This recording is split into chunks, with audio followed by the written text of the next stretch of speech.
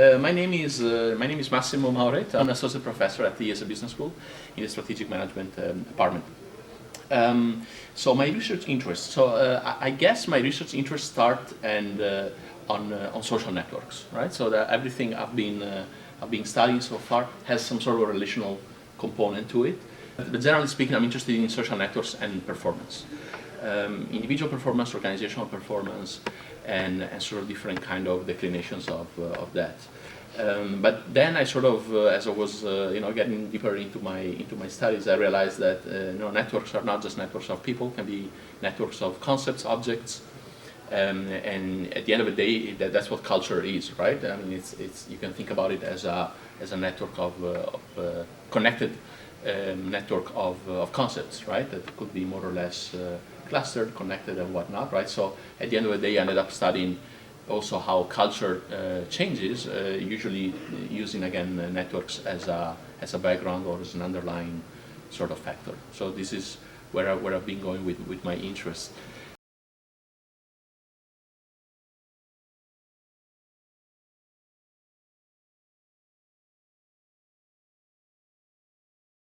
One thing I've been studying a lot from my dissertation on is actually socialization, organizational socialization. So that's something that, of course, can have also a network component. And if you look at the existing literature, there's not a ton of works on networks and socialization. A lot of traditional theories of socialization were developed in the 70s and the 80s. So I think scholars of management scholars, organizational behavior scholars tend to have this kind of feeling that socialization is a little bit of an old thing, right? But then you look at it and how important it is fundamentally for everybody. It's kind of a pity that it's not studied more, I think, especially because things are changing quite rapidly, right, in how socialization works, right? So that's a few things that I'm trying to focus on with my current research on socialization. Mostly because we think about it, so the turbulence of the environment makes the process through which newcomers, new organizational members get socialized particularly different, right? And what we find is kind of interesting, I think, because we show that the supervisor role is very different. So it's less of a guide, so to speak, or a mentor, but especially in this first stage of the temporary contract, it's almost like an evaluator, right? Because you have a contract for 6 months to a year, and you're evaluating somebody that might actually not be working for you. You might go to a different function, right? So it's also like an evaluation that is more about, if you want, meta competencies and not necessarily about specific task or specific, social team or specific social context, characteristics.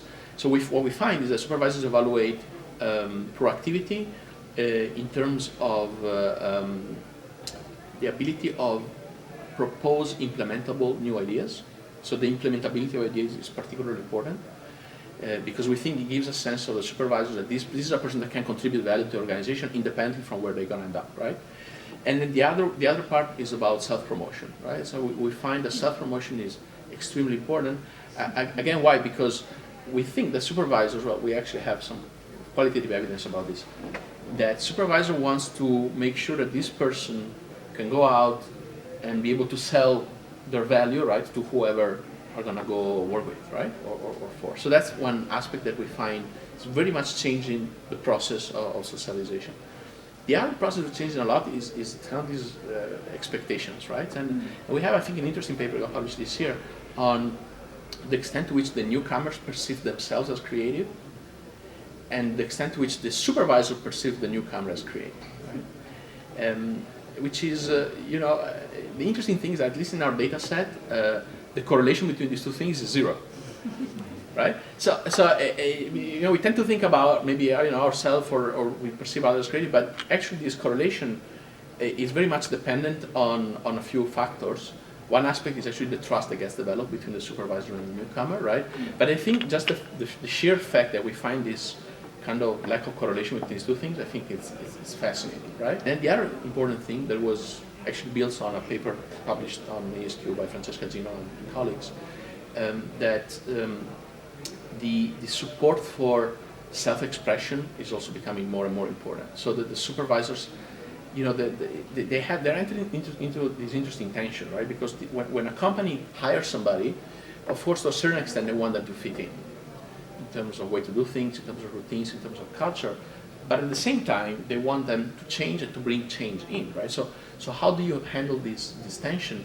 So what we find is that divestiture tactics, which are tactics that were used to be quite common, right? So these are tactics that tend to strip down the newcomer from their identity to sort of impose, if you want, the identity of the company.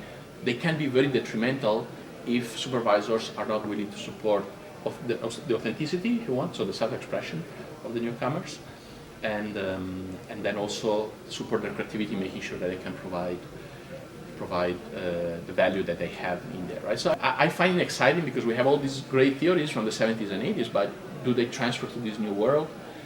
To what extent? How are things changing? So I think socialization is an interesting component interesting thing to study.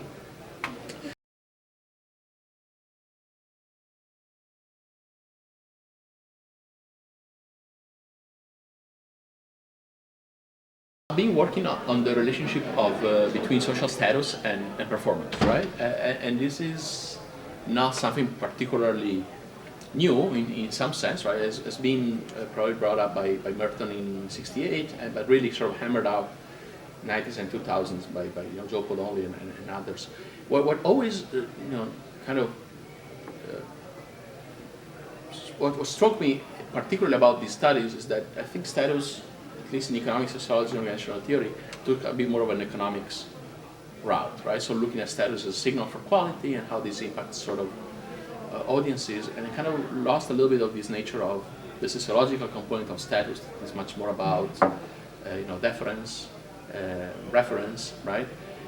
So I feel like as a literature stream, we went more towards the signaling, and we kind of lost track a little bit of this more sociological mechanism. So I think that my paper is relatively straightforward. I mean, I'm trying to see whether there is an impact of these more symbolic components of status controlling for or trying to rule out potentially signaling effect, right?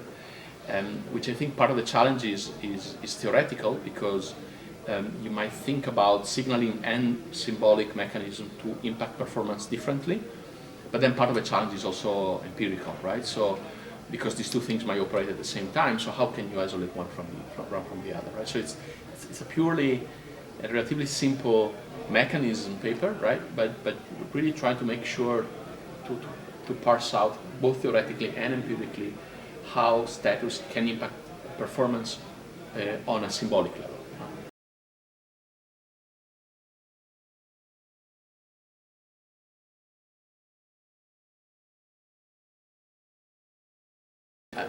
I could give you a lot of good academic reasons to use sports data, but the truth of the matter is that it's part of it. It's a passion, right?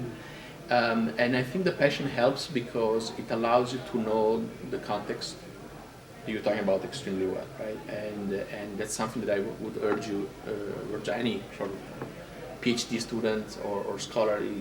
Really try to know very well what the context you're talking about, right? Because ultimately, good papers are able to delve into the mechanisms, and only knowing the context with some familiarity allows you to do that. But also, I have to say, NBA data or sports data in general is very nice because it allows you to measure things extremely accurately for a number of years, because sports tend to change the rules very rarely, right? So you can have long panels, very fine-grained data. And as we move forward, we started really having really data to the point of every single play, position on the pitch, right? So you can really sort of measure things extremely accurately. Generalizability, big question mark, right? It's funny because generally speaking, we tend to think about this sports setting to have little generalizability. On the other hand, they're a big part of the economy, right? So even assume that you cannot generalize to other organizations, you're studying a big chunk of the economy, right? And also the other thing is that you have all these famous coaches and famous players that get paid quite handsomely to go do coaching for firms and companies, right? So if there were not generalizable, these people would not be in such high demand, right? So I think there is something to be said about organizations, dynamics, and sports. And frankly, some of the best people I've heard talking about organizational dynamics were actual basketball coaches. If you had the chance to hear them talk about the social psychology behind the sport itself, I mean, these guys are master psychologists, right? So there's a lot to be said, a lot to be learned about how people and how athletes sort of relate to one another.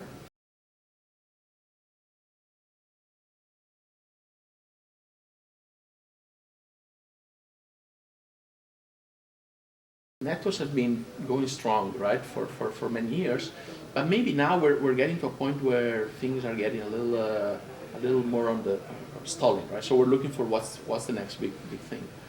And when we think about this, I always say let's go back to the classics, right? I mean, personally, one thing that I love about networks that has been not developed enough is the perception component, right? Perception component.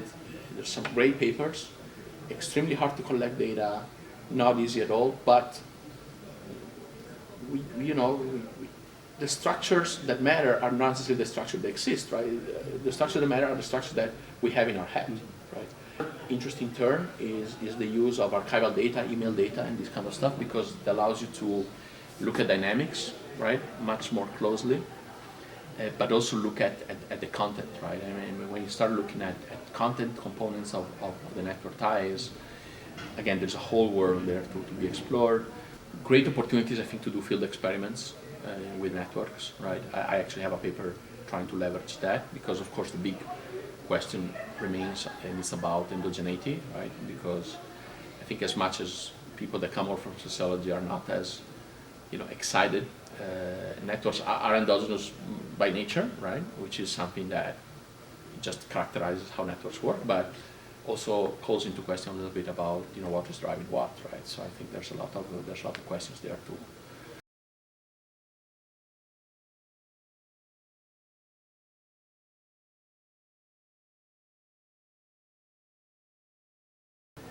There is a whole component which is really coming from, if you want, from institutional theory, right? I mean, the foundational pieces about institutional theory talk about the discursive component, of course, and the meaning, but we're always talking about social objects, right? And most social objects have some sort of material component attached to them, right? Analysis of materiality, I think, is very interesting, and I think in that specific paper, to me, is one of maybe the two big contributions of the paper, right? So the ability of so analyzing the co-evolution of the symbols and the material, right? And of course, with architecture, it's pretty natural to think in those terms, right? Because by definition, buildings are very material kind of things, right?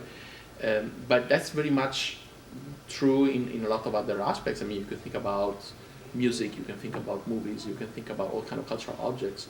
They do have some sort of material component to them, right? So the tricky aspect there is doing the coding, right? Because it's harder to kind of automatize that kind of coding. So there are sort of people that are taking intakes into those dimensions, but it's not easy, right? I don't think it's easy. But the material aspect, we cannot ignore it, right? Because it's so much part of the prototyping and what we think about, what a material, what a category is.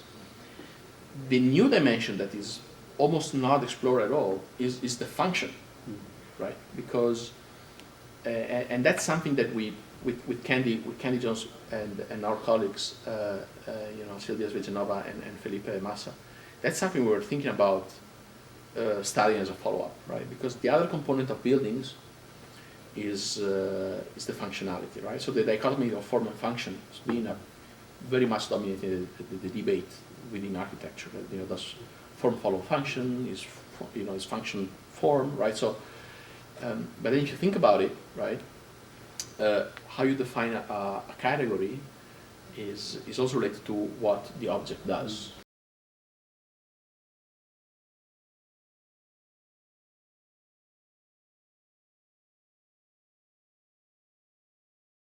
So I actually like the model of kind of equal contribution. I like that model of it. So economists do it almost, you know, pro forma, right? Because at the end of the day, it's always hard to, you know, evaluate or who did what and how much. And I always collaborated either with friends or with people that I ended up having good relationships with.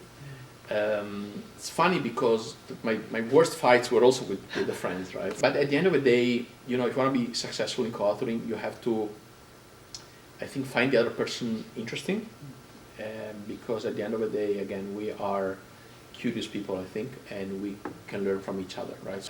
And then invariably, you have to be able to be patient because, and most importantly, the co-authors have to be patient with you as well, right? But ultimately, it's about having fun with these other people, right? And making sure that you can get along and learn from others, and developing some sort of routine that it's effective.